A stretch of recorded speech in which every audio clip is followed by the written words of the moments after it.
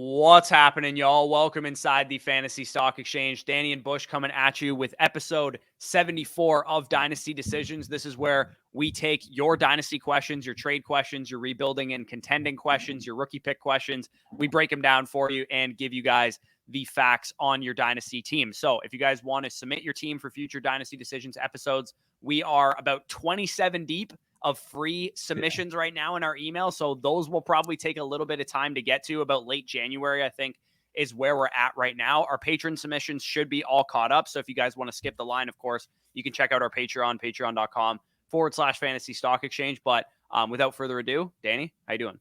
Doing well. And yeah, like Corey said, we're almost like 30 deep in the free queue. So if you send a free team now, just know it may be at least a couple months before it gets fully get to. But like Corey said, Patreon, skip the line. We're all caught up on patron submissions. But yeah, I'm ready to roll. Obviously, these are a lot of fun to make. You guys really enjoy them. So this offseason, not a lot of actual football to talk about. So we'll help you with your dynasty teams. Yeah, exactly. Easy content for us to make. You guys seem to enjoy it. Let's get right into it.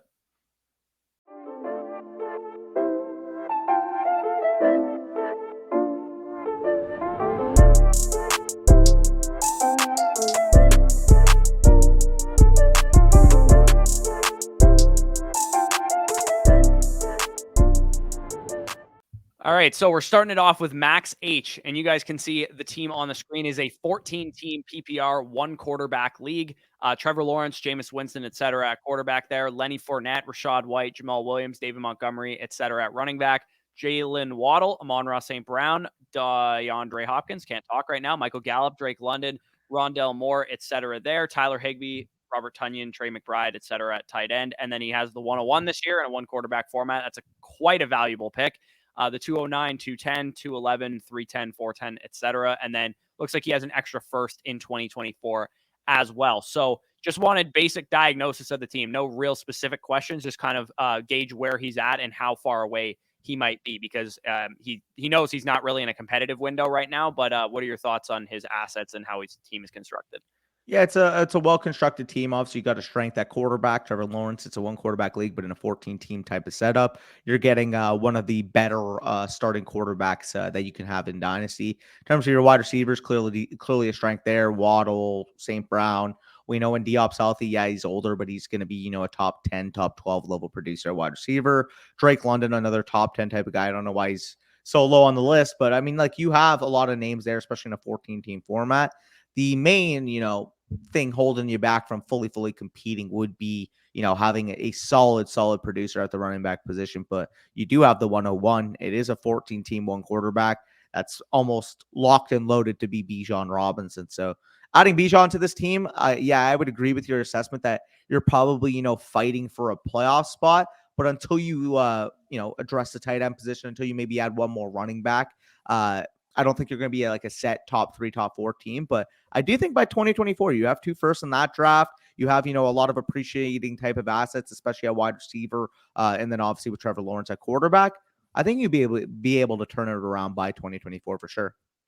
Yeah, I agree with that assessment for sure, because you add the 101 to this team, you have 2 1s in next year's class. You do need to figure out the tight end position. Thankfully, tight ends are generally easy to acquire, especially, I mean, you have 3 second-round picks in the late portion of the draft. You could always package 2 of those together, maybe one of them in your 2024 second, and go after a tight end. You could also potentially trade up for Michael Mayer if he starts to slide in the rookie draft. And also, there's also plenty of tight ends in this class that'll probably be available at that point in time. Maybe a Dalton Kincaid, a Luke Musgrave, a Darnell Washington. You might even be able to double up on 2 tight ends from this class and hope that one of them develops into a guy that you can use as early as 2024 when you should be ready to compete. So I would definitely use your second round picks to either address the tight end position directly in the draft or go after maybe a Pat Freiermuth, a David Njoku, somebody like that on the market who won't cost a ton but could really appreciate in value. Because I think, in most leagues, people would probably give you Pat Freiermuth for the 209 and the 211. If you package both of those together, you should be able to get a guy like that.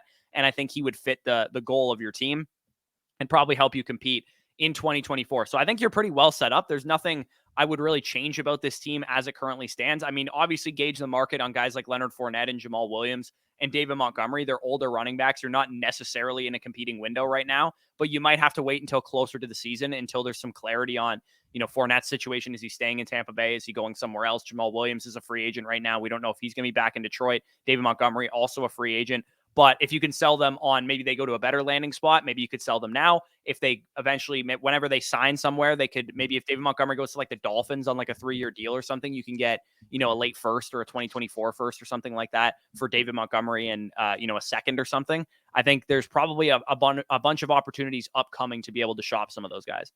I will say the one that I want to get ahead of the curve on, because there's a lot of an anticipatory type of reaction to what his value should be, because a lot of people think he's going to take, that next step, potentially be, that bell cow type of carrier. And that's the guy on your team. Rachaad White right now, he's getting a lot of hype with the fantasy community, but I just don't really, and I'm sure you echo the same sentiment, but I just don't really see him being a lead back type of ball carrier. Can he be, an 8 to 10 carry, 5 target per game type of back? Sure. But do I see him being like a 15 carry per game type of player in the future? No. And I do feel like that type of anticipation is already kind of built into his value. You see in a lot of areas, he's valued as like a high second round type of pick.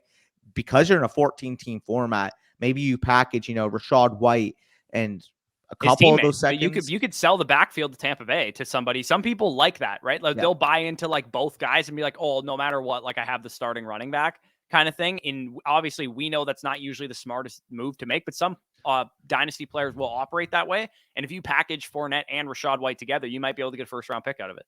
Yeah, even if you have to add, a couple of those seconds, get one of those first round picks. And then at that point, I mean, like you're operating, for real estate. Maybe you transition that into a Zach Charbonnet somehow. That would be epic if you're able to do that. Maybe you're able to transition that. Maybe that gets you Michael Mayer. Like you have a lot more options there. So I would definitely inquire about that. If you can't get first round equity this year, that's fine. Maybe try for 2024, because there's a lot of leagues where people kind of just devalue future picks. And if you're able to stock up on them, which you've already started having 2 firsts for next year, I think that would be your best interest. So overall, I think you've done a good job. I think you should be able to compete quite soon.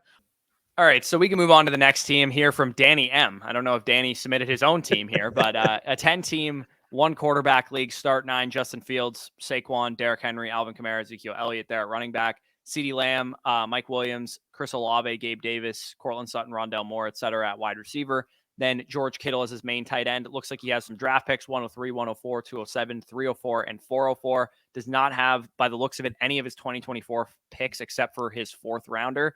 And then he made some offseason moves as well. So he said finished last year in 7th place, but he said his team is arguably the top half of the league. Top half of the league is not usually how we like to evaluate our teams, especially in a 10-teamer. That's only the 5th or 6th best team, or maybe 4th best team in the league. So he said his league mates want nothing to do with Zeke and Alvin Kamara. So he kind of read our minds a little bit. He's like, you should probably sell those guys. But if your league mates want nothing to do with them, this is kind of an interesting question. How do you handle a situation like this where you have aging running backs on your team, but nobody wants them? Do you ride them out? Do you try and sell them for whatever you can get for them? Like, what are your thoughts here? It all depends on the context of your team. In your spot, I mean, a start 9, 10 team, you do have some bright spots on this team, especially with a couple picks this year. So I would probably just, hold them, ride that production. You also don't have your 1 too. Next year. Yeah, that's a good call. You don't have your 2024 first. So I would definitely at least compete for 2023, kind of reevaluate maybe after the season to see if I fully have to tear it down. But realistically, I do think you have the framework to be able to get yourself in a competing type of window. My main advice here, though, is you need help at wide receiver.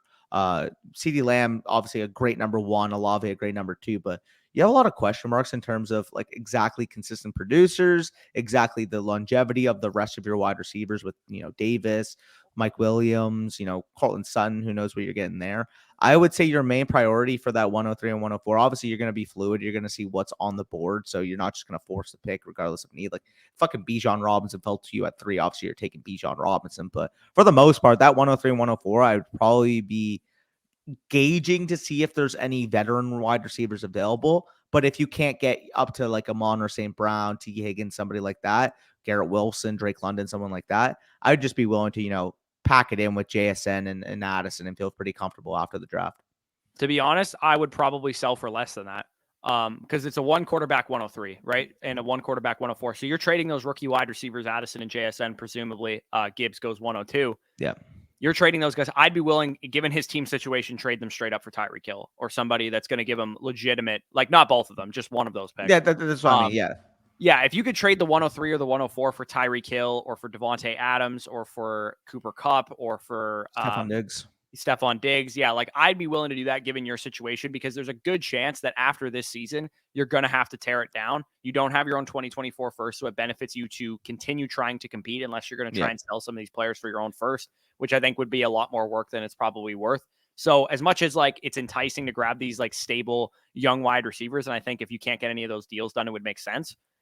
At the same time, trying to get the win and make yourself go from a, like you said, top half of the league type of team to the best starting roster in your start nine. You get, Lamb and Diggs as your top 2 receivers or whatever. Then you have Olave in your flex, Barkley, Henry, etc. as your starting running backs. Kamara and Zeke can work into your flex if need be. Kittle and Fields occupying your onesies.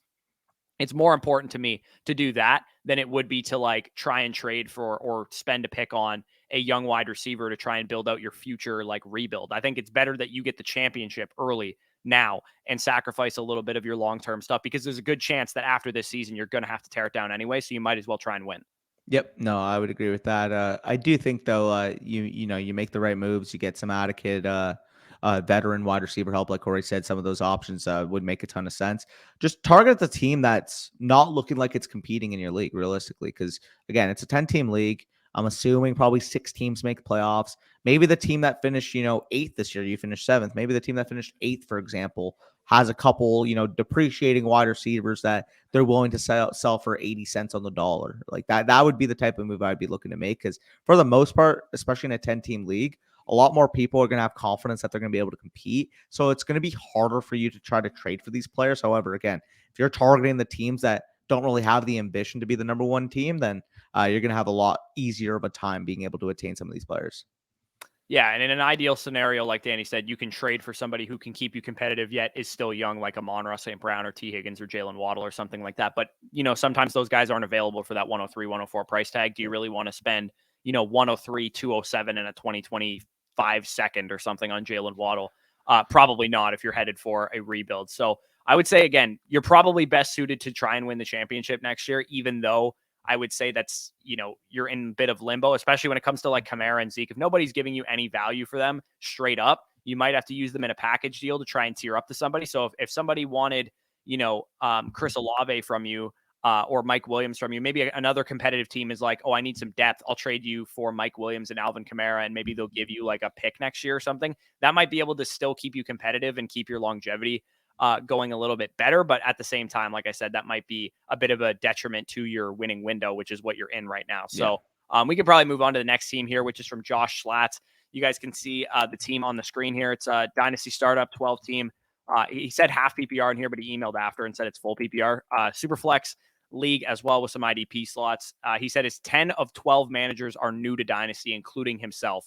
First season, he finished 3rd overall in record and points, lost first round of the playoffs. So he has 2 major questions, but we'll cover the team first. Like I said, it's a super flex league. Allen, Fields, and Wilson, Russ are the top quarterbacks. Pollard, Stevenson, Algier, Herbert, etc. at running back. Pittman, Higgins, Jerry Jeudy, Sky Moore at wide receiver, and then Kittle with a couple other depth pieces there at tight end. So his 2 questions are, number 1, grade his trade that he made recently, which was Stephon Diggs and the 308 he sent away in exchange for Michael Pittman and a 2024 first, presumed mid with a chance to be early. So, I mean, he said it. There's not a lot of experienced Dynasty players in this league.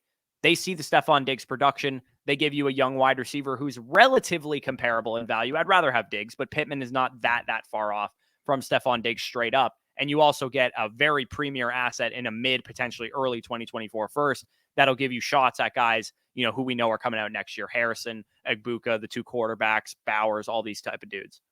Yeah, I love the move here. Obviously, if to be frank, if it was just, the early to mid first that you were getting for Diggs, I think that would be a fine trade. The fact that you got Pittman basically for the 308 added onto that, just icing on the cake there. Phenomenal move there. He also asked, does AJ Dillon fit this team well? Thinking of trying to trade my 2024 second to the manager who is starting a rebuild. I don't think you need to add a running back at this point. I think Pollard, Stevenson, Algier, Herbert, is a fine room. Not to mention, you do have the 108. Maybe, Zach Charbonnet gets second round draft capital. You want to add him there. You have a lot of options with what you got working here. I would say, though, for the most part, looking at the full evaluation of the team and looking at exactly, what these win now type of assets can net you in trade, I'm looking actually to see if I can retool a little bit, because especially with the running backs, Pollard's coming off a high, Stevenson's coming off a high. Algier's the type of guy who had over 1,000 rushing yards as a rookie. Maybe you attach a second, you can get first round equity out of him. That would be what I would be doing, because you have a really good framework here. Allen, Fields, Wilson at quarterback, they're going to be there for you for a while. A tight end, you got George Kittle. Maybe you see if you can get younger at that spot. Maybe, you can somehow add to get Kyle Pitts. I doubt that's going to be available in most leagues, but maybe, you can get equivalent Michael Mayer plus or 2024 first plus to go out and sell George Kittle. I'd be looking to transition. I'd be looking to not only compete, but dominate for 2024, because you already have 2 firsts in that class. You have a lot of players coming off of highs this year. I would say just trying to turn it into draft equity and make this team an absolute dynasty by next year would be your best bet. Yeah, in any type of league where you, like you said, there's 10 people who are new to Dynasty, including yourself. Yep. We think it's outrageous that you could get Kyle Pitts for George Kittle, but it actually might be possible in a league format like that. People don't, even if you have to add, the long-term longevity of that position. Some people in more casual leagues are lower on Kyle Pitts. So yeah, I would definitely inquire about him. Like Danny said, Pollard, Stevenson, Algier, Russell Wilson. Now that he has Sean Payton, those type of dudes, I would be shopping for future capital. If you can capitalize and have 4 or 5 ones in 2024 to go along with, potentially add a receiver at 108 or whatever the case is, you build out a solid core of 2 stud young quarterbacks, a couple stud young wide receivers, and then you build out your tight end core, your wide receiver core a little bit more, and your running back core in future classes. I think would probably be the direction that I would go, knowing that this is a, inexperienced league with most people that don't really know what they're doing. And then you said any other thoughts or offseason advice. I would say, if you're new to Dynasty and you don't know how to value players, definitely feel free to reach out to us about any trades that you have. Like we said, you are, I believe, you are a patron member, so you can just, reach out to us in the DMs and ask about any trade questions. But that would be the direction that I would go, given that most of the league is relatively inexperienced. So there's not much else I would do with this team. We can move on to the next team here, which is from Mike Sasso, 12-team, 1 quarterback league, half PPR, 3 flex spots. Matthew Stafford, Jordan Love, Brock Purdy, Sam Howell, kind of a 0 QB approach there in the 1 quarterback league. ETN, Akers, Elijah Mitchell, etc. at running back, Metcalf, Moore, Ayuk, Burks, Jameson Williams, Kadarius Toney, etc. at wide receiver. And then we got Dallas Goedert, Greg Dulcich, and Cade Otton at tight end with some high draft capital, 101, 104, 109, 110, 201, 208. Again, this is a 1 quarterback league, so that 104 a little bit less valuable than it would be in a super flex league. Also has some trades that he's done in the past. Also has a trade on the table. Basically, his questions are: another owner is interested in picks. He has AJ Brown, Garrett Wilson, DeAndre Swift, and Najee Harris. Would you trade for any of these guys? So for me, I would not trade for Swift or Najee Harris right now, just knowing what their situations are at. Garrett Wilson and AJ Brown definitely interest me, depending on the cost. You have the 104 in this class. If you can use that 104 to get to one of AJ Brown or Garrett Wilson, I'd be interested in doing that, but I would not give up the 101 for either of those guys. Agreed. I would say, like, if you can get it for 104 plus, or somebody is willing to take like 109 and 110, or 109 and 110, 109 and 110 to secure it. Yeah, like I'm all for making that type of move, especially in a 1 quarterback league. You do want those leverage difference making type of assets. And I do think AJ Brown and Garrett Wilson in a 1 quarterback represent that. If you have an opportunity, especially if it's like 104 plus a second, I think that's a great move. He has the 201. Would you do 104 and 201 if they ask for it? Heartbeat. Yeah. Heartbeat. I think that should get it done, at least for Garrett Wilson, if not for AJ Brown too. Yeah, no, I'd definitely be willing to do that. I just feel like right now, what you're getting with those 2 guys. They're 2 top 10 wide receivers. And although I love JSN and Addison, what they could represent, they still have a ways to go to be an 1,100-yard rookie receiver like Garrett Wilson was, or be, a 1,600-yard receiver for the Eagles like AJ Brown was. So, especially with your team, I do think that you can pretty much transition this into a contending team right away, especially if you use those picks either on prospects or either on potential, established veteran type of assets. I think this team can pretty much compete right off the bat. You do mention here, and I'm glad that you acknowledged it, that you should be looking to attack the quarterback position this offseason. You mentioned another owner has Dak, Watson, Lance, no draft cap, or Lawrence, no draft capital. If they're willing to take the 110 for any of those guys, I'm sending him a check for it right off the bat. But yeah, I think 110 should be able to get it done for any of those guys. Yeah, I One would quarterback. rate them Lawrence, Watson, Dak if I had Yeah. to rank them. So if you're Yeah. wondering which one you should go after, I would be comfortable giving up the 110. Dak for the 110 is the closest one where I'm like, maybe I would keep the 110 there. But Lawrence and Watson for sure, I would absolutely trade the 110 straight up for if you can get that done. Because, I mean, like Danny said, once you add, let's say you trade the 110 for Watson, he doesn't want to give you Lawrence for 110. And you add Bijan and ETN to this team as your top running backs. You probably can add some running back depth with your other picks as well. You trade the 104 and the 201 for Garrett Wilson. And then you have Metcalf, DJ Moore, Garrett Wilson, Traylon Burks, Brandon Ayuk, Jameson Williams, all these dudes. And you also have Goddard and some good tight end depth there as well. Then you should absolutely be in a position to compete with this team. And we can go over some of his past trades here. He trades away a 2024 first that he has listed here as late. I'm assuming it's his own first, but he does still say he has all of his picks in 2024. So it might just be another contender's 2024 first. And in exchange for that, he received the 104. So this is probably a prime example of people buying in a little bit too hard to the like, oh, this class is disappointing. If you're getting a projected mid to late first in next year's class in a one quarterback format again, where Caleb Williams is not nearly as valuable as he would be in Superflex, the 104 is absolutely worth that trade. You're going to get a top receiver or Jahmyr Gibbs with that pick. Yeah. No, I would agree with that. I really like that move. And it makes your transition. If you wanted to move 104 in a pick to go get like AJ Brown or Garrett Wilson, you might be looking back on it and think you gave up pretty much a late first and 2 early seconds and a third for a franchise altering type of wide receiver in a one quarterback format. Like, yeah, sign me the hell up there. You mentioned here that there's a trade on the table. 101 for Godwin, Murray, Montgomery. Just after the first couple guys, I guess Pickens in the mid first and second are nice too. But in one quarterback league, like I just want to be blown away. I don't want to be blown away by the quantity in the offer. I want to be blown away by the quality in the offer. I think this is probably a fairish type of deal, but I mean, in your spot, you add Bijan Robinson, you could immediately contend in a one quarterback league. I'm not moving for that, to be honest. Yeah, it's like we talked about in the live stream yesterday when it comes to moving these elite assets. And in a one quarterback league, we're talking about a top 3 startup pick in Bijan Robinson.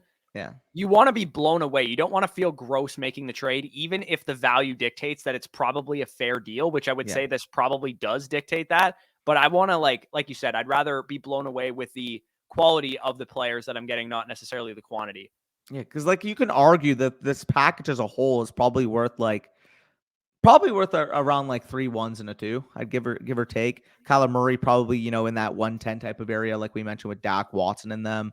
Chris Godwin probably similar type of area. Dave Montgomery's worth like a 2. George Pickens probably worth in a one quarterback like a late 1. So it probably like evens out. But again, like you said, like if I'm not getting like straight pick equity for it, which I can personally transition into whatever I want, if I'm getting kind of assets that some of their whole kind of equate to it, I just don't want to bother with that. I don't want to have to like go out and sell them on my own. I just want to take the set it and forget it number 1 stud, especially in a one quarter. In a super flex, you're talking different because the running back position does get devalued.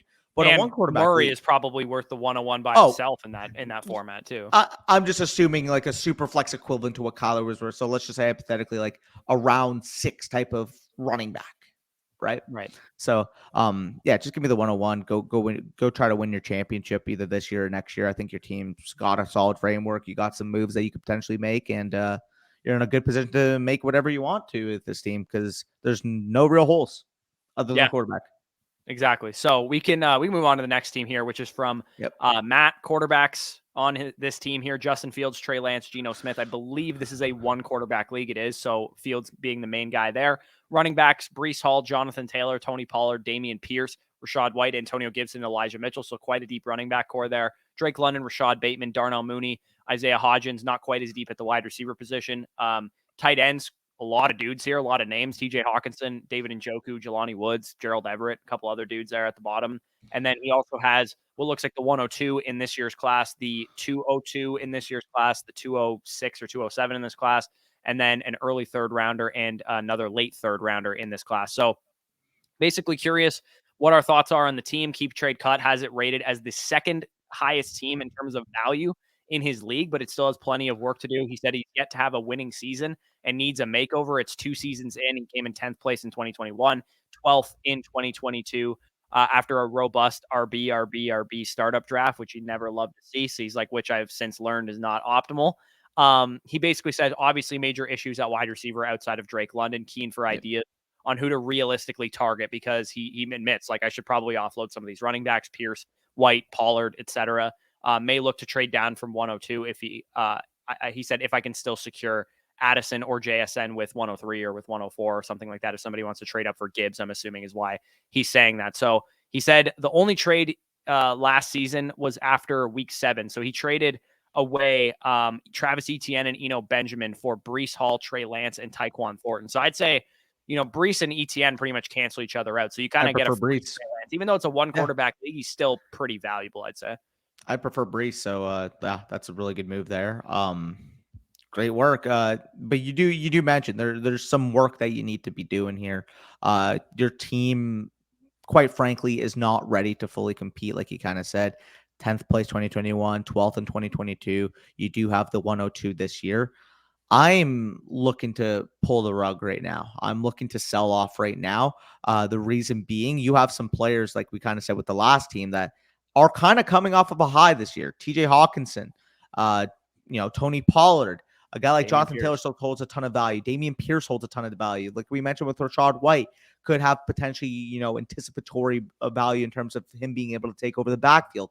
Those are the guys I'm looking to sell. I think your wide receivers, there's pretty much, all holds. Drake London, Rashad Bateman, Mooney. Like, I guess if you can get high value, but I doubt that's available. So I'm just holding a wide receiver. But the main thing I'm doing with this team is you have pretty much every position kind of like with an option that you can build around, but you don't have the adequate depth to be able to compete, especially in a 3 wide receiver start, 1 flex league at wide receiver. And if that's the case, I don't want to be super, super strong at running back if I know that my wide receivers after the top couple will let me down. So potentially transitioning, one of those running backs to a wide receiver could be in your best interest. Potentially transitioning them into future draft capital, adding wide receiver help in the draft could be in your best interest. Overall, I think your team is pretty easy to flip within the next couple years, but you got to go and you got to seek out these deals. Yeah, I would say Breece Hall is the guy that stands out to me, because you bought him at a time where he, after week 7, he just went down with the injury. There's a good chance that his value, as it is, according to Keep Trade Cut, is up there with the top 2 to 3 running backs in Dynasty right now. Yep. If you went to a team that was very strong at wide receiver, but maybe needed some RB and tight end help and offered Breece Hall and TJ Hawkinson, you should be able to get CeeDee Lamb for that, I would imagine. Maybe even one of the elite dudes with that option, because we're talking Breece Hall as being valued as this top 3 Dynasty running back. In theory, you should be able to get up to one of the best wide receivers in Dynasty as well, especially if you add in a Hawkinson, or maybe you throw in, Bateman just as a throw-in piece or something like that. I think you might be able to get more back, because I have seen in some startups that they're only separated by a few picks, CeeDee Lamb and Breece Hall. And yeah, in your situation, absolutely make the transition, get the elite number 1 wide receiver. But I don't think it's going to even cost that much. Maybe it costs, like you said, maybe you give Hawkinson and you get back another wide receiver 4 archetype that goes a little after Hawkinson in startup. So yeah, like Wandale or something like that. Or maybe even a little bit more. Maybe you're looking at Deontay Johnson. I think Deontay would probably be a nice shout. Yeah, I think Deontay, or maybe a high second in equity, late first in equity would probably be about equatable. Yeah, there's a lot you can do with this team. The running back position is going to be the position that you're going to need to move on from. I would say my goal would be going into next season. Jonathan Taylor to me is a hold. I don't think you're going to get adequate value for him. Maybe he goes up in value after the NFL draft if they trade up for Bryce Young or something. Maybe he spikes in value a little bit. But I think Pollard, Hall, and Pierce and White are probably the guys that I'm looking to sell, because I think their value is a little elevated, like Danny said. Same goes for TJ Hawkinson. I think you'd be fine going into the season with David Njoku, Jelani Woods, and some of the other depth pieces that you have. So TJ Hawkinson to me I have him rated very similar to David Njoku going forward. So I know Hawkinson's worth a lot more on the market right now. Therefore, I'm going to look to sell him. And then at quarterback, I think Fields and Lance and Geno are fine. You probably don't need to do too much at that position. So Yeah, definitely needs some work still, but I would say that once you move some of these running backs, see if you can transition into wide receivers, you should be pretty well off in the future. So, Danny, you have anything left on this team, or can we transition to the next one? Last thing I was gonna say, I would even maybe gauge to see what my league values that 102 at.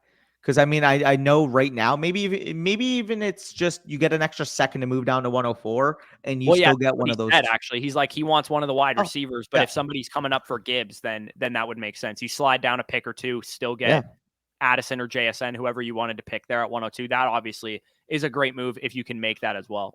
Or heck, maybe if you're lucky.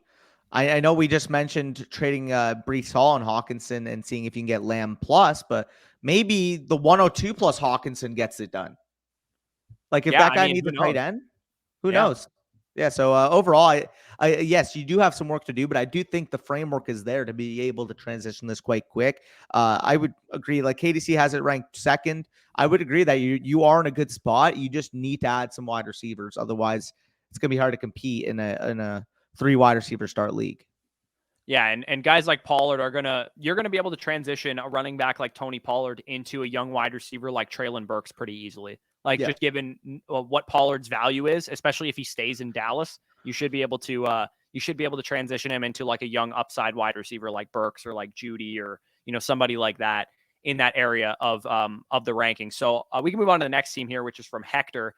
Superflex Dynasty PPR 12-man league. He said he limped his way into a championship this season with this team, wondering how to retool so he can keep it, competitive going forward. He made some trades, sending away Rachaad White and Brock Purdy for the 109 and Kadarius Toney. Great move there. You take two guys coming off of highs, Rachaad White potentially. Oh man, they might cut Leonard Fournette. Brock Purdy, oh, he might be the starter in San Francisco. You transition that into a much better asset. Superflex 109 still a pretty solid pick. You might be able to get a top 3 wide receiver, or maybe Zach Charbonnet with that pick.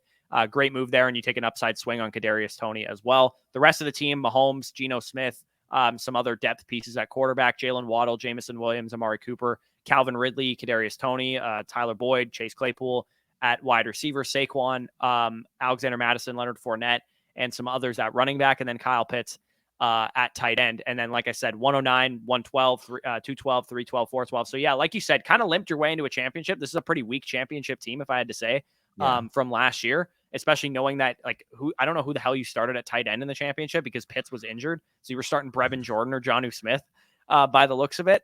So I'd say you definitely got lucky winning with this team, but retooling would be absolutely the direction I would take.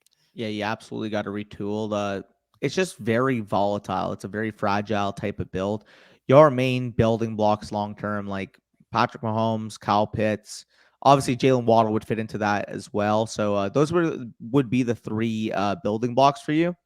After that, I'm just not really attached to anybody. And the thing is because you have the glimmer of, oh, you won the championship, a lot of the players on your team subconsciously in a lot of these managers' minds are going to be propped up a little bit just because they know that they've gotten a championship, if that makes sense. It kind of sounds weird, but it's a little bit of a psychological edge I've noticed, especially in leagues where if you've won the championship, more people are interested in your players because they think it's going to get you or them a championship. So guys like, obviously Barkley's going to hold a ton of value. So if you can sell him for future capital, maybe 2024 capital, because the guy wants to compete this year, all for that. Guy like Amari Cooper is going to hold some value. Yeah, same name, same time. We know what's up. Amari Cooper holds a ton of value right now that you can simply flip into either a younger asset or into future draft capital. Other than that, I mean, like, see, Geno, maybe maybe. if people are interested in Geno, I don't mind holding if you don't get adequate offers, but maybe you leverage Geno plus the 109 and the 112 and see if somebody's willing to sell low on a quarterback. I think that would make a ton of sense as well. Like Deshaun Watson might go for that if this person's worried about how he played last year. Yeah, absolutely. I would say my biggest goal for that 109 and 112 would be to try and transition that into 2024 picks because That works too. they're not extremely valuable draft capital this year. And if somebody loves Zach Charbonnet or, maybe Zach Evans tests out the ass and he's going at that like 112 area or something and somebody wants to trade up for him, just sell those picks for future capital. You're probably going to want to transition this into like a retool, probably take a bit of an L next year, tank your own pick. And the first guy that I'm trying to sell is probably Saquon Barkley because I think he has the most value of the players that you're going to be trying to sell right now. And Barkley should be able to net you at least a 2024 first and second, I'd imagine, if not maybe you can get a little bit more than that, or you can throw in another competitive piece into a package deal, sell Saquon and Amari Cooper for like, maybe somebody has 2024 first from one from their team and one from another team or something like that. Yeah. Overall, I mean, those type of transition moves, maybe somebody's still interested in Leonard Fournette. If you can get second round capital, I think that's fine at this point, especially for the direction you're trying to go. But overall, I mean, some slight transitions, build up your draft capital. People are still going to be allured by your players, like we kind of said, because you did win the championship. All for it. Yeah, you definitely have the framework here. The one guy I would say that's older, doesn't really fit the mold, but somebody I still want to keep would be Calvin Ridley. The reason being is I feel like by the time redraft comes, we're talking August, we're talking September. People are going to build the narrative that he's going to be the number one weapon for Trevor Lawrence, which he very well could be. And this could be a guy that right now in early drafts, maybe going, round 6. I don't actually know the ADP, but maybe going, round 5, round 6. I can see Calvin Ridley being a third round redraft pick by the time that August is done. Yeah, absolutely. Especially knowing what Lawrence did this past year, I think that's really going to elevate the perception of Calvin Ridley. And knowing Calvin Ridley himself is just really a great player, you should be able to just hold that asset for a bit, let him sell high on him. Also, Jameson Williams is a risky asset to hold in a rebuild. So if you can transition him 1-for-1 for a 2024 first, I'd also be willing to do that as well. People might buy into him. He's currently wide receiver 17 on Keep Trade Cut. And to me, I just think that's too high, knowing that he really didn't prove anything. And as good of a prospect as he was, there's nothing that he did his rookie season that really tells me that he's any better off now than he was as a prospect coming into the draft. And I like the prospect, obviously rare movement ability, top draft capital, 12th overall pick. But I mean, if we're going to go about it unbiased, right? Christian Watson had a really, really good rookie season compared to expectations. He's currently valued ahead of Christian Watson. Treylon Burks, who was a better prospect, was injured at parts this year, but still showed when he was healthy, he can demand from a target perspective, is valued behind him.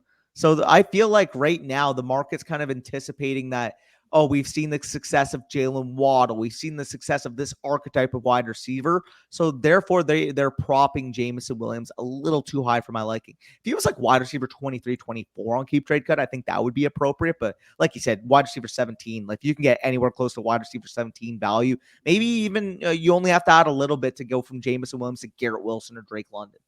Right? Yeah, London and him are not all that far apart according to the market right now. So yeah, crazy. I think it would be a better transition if you can make it. So we can move on to the next team though. Hector's in a pretty got some work to do, but pretty decent spot considering he won the championship. So the next team, I'm sorry, Brandon, we're not going to spend very much time on this because you're in such a good spot that I feel like it would be a detriment to our YouTube comment section if we spend 7-8 minutes talking about this team.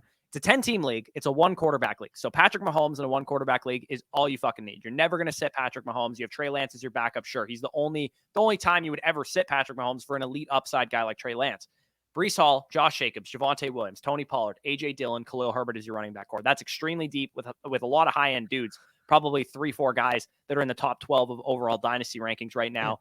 A.J. Brown, CeeDee Lamb, DK Metcalf, those are all top 10 to 12 wide receivers for me. 2 of those guys in the top 5.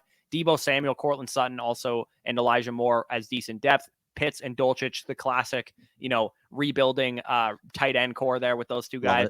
And then you also made some trades. He said, what should I do with Javonte Williams? At this point in time, you probably should just hold him because if you have Javonte Williams and you're wondering, should I sell him right now or should I buy him right now? Like, what should I do? To me, if you have him, you hold him. If you don't have him, don't buy him yet because I think he will go down in value closer to the start of the season because he's probably going to start the season either on the PUP list or, he's not going to be ready for training camp or whatever the case is. I think right now you kind of just have to hold through that period of time where Javonte Williams is going to get, devalued on the market when he's not on the field. So I would probably say if I'm in your position, I would hold Javonte Williams and wait until, October, November, December, or whatever, when he starts to look like his old self, because it was a compound ACL tear that he suffered. And we just saw what this had an effect on J.K. Dobbins, where he didn't get back to his full value until, December when he started playing better. The only type of move I'd be looking to make for Javonte, plus you listed here Javonte 105, 24 first. As much as I love Bijan, that's just too much for me personally. You're giving up, Javonte, probably like a Jordan Addison type. It's a 1-quarterback, so maybe not that high, but maybe JSN, maybe, Jahmyr Gibbs, somebody like that, whatever. DJ, Jordan Addison, DJ, someone in that range, plus a 2024 first. I don't know if that's yours or the other pick that you have. for Bijan, and again, as much as I love Bijan, that's too much. I'd be looking to see if you're willing to make that type of upgrade off of Javonte. You already have Brees Hall. Maybe you don't want two running backs coming off of tears. You want to eliminate some of that risk. Javonte plus 105, I'd be looking at like Jonathan Taylor. I'd be looking at that type of running back that you know is going to be there week one, that you know is going to be in a better situation, going to be a first round type of redraft type of pick. And it's probably going to save you at least a first round pick to be able to make that move. So I would do something more like that, where you're going into the season, Jacobs and Jonathan Taylor can be your main backs, Tony Pollard filling in. And then when Brees Hall comes back, I mean, this team should be the title favorite quite easily, quite comfortably. Yeah, I would say if you can make, because I don't think that's an awful package for Bijan Robinson in one quarterback league, but if you could transition the 2024 first part of that package into somebody on your roster like AJ Dillon or something, or a second rounder in 2024, or Cortland Sutton or Elijah Moore, maybe two of those wide receivers or something, then I'm cool with it. But I think you're giving away three pretty premier assets to go after Bijan Robinson, and I think, again, that's probably fair-ish market value for him, but I would want to get him for like slightly less than that. So if that first becomes a second, or that first becomes AJ Dillon or something instead, then I'd be willing to do that. Maybe you can get it done with AJ Dillon and Khalil Herbert. They're both, ambiguous backfield situations, could eventually become the starter in the future. So I'd maybe sell somebody on that as opposed to a 2024 first, which I think would just hold more value at that point. So his other trades he made here, he sent away Dameon Pierce in a 2025 third for a 2024 first. Obviously, easy move to make there. Even if that's a late first, I'm taking the late first there. 102, 107 in exchange for CeeDee Lamb in the 302. Another very solid move. Again, one quarterback league. If this is super flex, I would take the 102 and the 107. But in a one quarterback league, CeeDee Lamb is going to go ahead of Jahmyr Gibbs, probably by a decent amount, probably maybe like a full round to start up ADP. At least in a I one. don't know about at least, because Jahmyr Gibbs is going to be like a top 6 to 8 dynasty running back. That's fair. I just think that CeeDee Lamb's probably going to be the fourth overall player off the board in most drafts. Yeah, I think at least he's a top 6 pick at the very latest. Yeah, And at least, yeah. Yeah, I mean, you're probably talking about, so Bijan and the two other receivers, the LSU guys, are probably going to go top 3 for the most part. And then you're looking at like Lamb, Pitts, like Brown, maybe Brees. in that Brees in that next area. So I'm fine with paying up for, especially in a one quarterback, what's considered a franchise cornerstone type of asset. Yeah, he said that 102 and 107 was sent for him in exchange for CeeDee Lamb. I don't know if this guy had like seller's remorse on Lamb and it was like, hey, you can keep the 302 that you got if you just need CeeDee Lamb back. But I would say tell that guy to pound sand, keep your CeeDee Lamb, and keep it on your merry way. So I would say you're in a really good spot. It's a one quarterback, 10-team league. You have studs at quarterback and at tight end, and you're deep at running back and wide receiver, especially once you add some of these players to this team. I'd be cool, transitioning into studs if you could. Maybe Jacobs in a 105 gets you to a better receiver and increases your longevity because you're deep at that position, and you offload a guy coming off of a great season like Josh Jacobs. I think that'd be another move that I would try and make. But for the most part, I think we can just move on because you're in a great spot. Yeah, and the next team from JSaphire, 12-team, one quarterback, no tight end premium. It's a start 9 type of league. Right off the bat, I'd quickly want to say, it looks like you've taken the FSC advice. You've stocked up on picks and some very, very nice value on this team. Watson as your main quarterback in a one quarterback league, that's definitely a difference making type of player. With guys like, especially with like Zach Wilson, it's kind of looking a little rough there, but you got Danny Dimes. That's what I was going to say. At least you got Danny Dimes, Mariota, if he ever steps in, whatever. He's a nice fodder piece, I guess. Running back, I'm assuming that's Kenneth Walker. It does say Waller. He does not play running back, but Kenneth Walker does. So I'm going to make that assumption. Jet McKinnon, Benjamin. So basically Walker and, if McKinnon gets a role, sure. But realistically, after Walker, some fodder there. Wide receiver, absolutely loaded. Pittman, Wilson, Burks, Mooney, Elijah Moore. You got some options there. And then at tight end, your main guy is David Njoku, with Trey McBride as a nice little upside piece to have as your backup. So clearly a well set up team. I'll let you go through the questions he has. Yeah, so he has some questions. He has some trades listed here. Like you said, he's got 3 ones, one of them being a lotto pick. I don't know if they do a draft lottery and that has a chance of being the 101. Obviously, that would really help you out at running back, adding Bijan to this team. I don't know if it's, a 104 like or a maybe 101. Just given that it's a lottery pick, I would imagine like maybe the top 3 or the top 5 teams, you guys do a draft lottery for whoever gets the 101. And then you have, it looks like a boatload of seconds in the future as well, 4 second-round picks in 2024. So he says next steps, he would like to tier up from Michael Pittman Jr. No luck yet. He's coming off of a bad season. I would say that your best time to try and sell on him would be once they draft a quarterback, which is probably going to be after the NFL draft in April, early May or whatever. You might be able to, now that Bryce Young or CJ Stroud is his quarterback, maybe you get Pittman and one of your 2024 seconds gets you up to somebody better. Maybe it gets you up to Drake London or something like that. And you're able to go on your merry way there. He says too many wide receivers. I would say no, definitely not. And in fact, I might even say not enough. You're probably going to add wide receivers with some of your picks in 2023, that mid to late, 2023 first. Maybe you get like an Addison or a JSN with one of those picks. He also says, do I draft a quarterback, hold, or tier up in a trade? I think Watson and Danny Dimes is a fine core. You don't really need to do anything if you don't need to. Deshaun Watson, I know he seems like you need to tier up because he wasn't very good last year, but I promise you he's a top end quarterback. I'd be fine just holding him. Overall draft plan, again, take the value as it falls to you. If you want to trade some of the picks into more 2024 capital, that's always an option, especially that late first. If you're on the board at 110 or something and you don't love the board in a one quarterback league, if somebody's willing to give you a random 2024 one, even if it's projected mid to late, I'm still willing to do something like that. And then he also has 2 more trades listed here. He listed a bunch of trades. He gave me like a ton of trades, but these were the only ones that he was like, is it a win or is it a hopeful win, or like, he wasn't sure. So I figured we'd give him advice on these 2 trades, but the rest of them, he seemed to just be like, this is a win, this is a loss, this is a win, this is a loss. So this one was, he gets Garrett Wilson in the 201 and he gives away Travis Etienne. He said hopeful win. To me, I think that's an easy win. I think Garrett Wilson very clearly is more valuable than Travis Etienne. And you also got the 201, at least the likely 201, if not an early second round pick after the lottery. So I think that's a great move. And then the other trade was you get Darnell Mooney and a third for Michael Carter. I think Mooney is probably more valuable than Carter. So the third is just kind of gravy. Yeah, free money there. Overall, though, quick advice there. You said too many wide receivers. I would attack more, like Bush said. Other than that, I mean, if that lotto pick turns into Bijan Robinson, obviously you're adding Bijan Robinson. In terms of window, I would say Bijan Robinson or Jahmyr Gibbs, wherever that lotto pick kind of lands you in. You do need at least one more running back, possibly 2 added this year. I would earmark the 201 or one of those late firsts to see if maybe like a guy like Zach Charbonnet falls, even if you have to trade up a little bit to make sure you secure him, assuming day 2 draft capital. If your draft is before the NFL draft, I wouldn't advise doing that. But if you're after the NFL draft, Sharps gets day 2 capital, maybe lands on like Arizona, and you want to rework your running back court to where you have Walker, maybe Bijan or Gibbs, and then a guy like Charbonnet. Those other 2 picks, though, in the first round, I would keep adding wide receivers, like Corey said. If you can add, Addison and JSN to the main core that you have, I think you could be one of the title favorites by next year if you add the right pieces. Yeah, absolutely. So not a whole lot else I would change about this team. Not a whole lot I would advise you to do.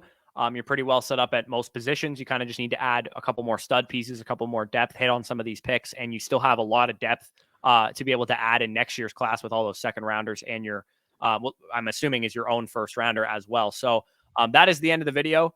If you guys enjoyed, leave a like, subscribe to the channel. If you're new around here, comment any of your thoughts down below. Like I said, if you want a team covered on Dynasty Decisions, we are 27 deep of free submissions. Patreon will get you to skip the line. So if you want something covered before your rookie draft or before the combine or whatever, if you guys have some kind of pressing needs, we can cover it for you if you are a patron member and you get to skip the line by going to patreon.com/fantasy stock exchange, joining any one of the tiers over there. And that will get you first priority to Dynasty Decisions. So with that being said, peace out. Talk to you soon. Why you need the money?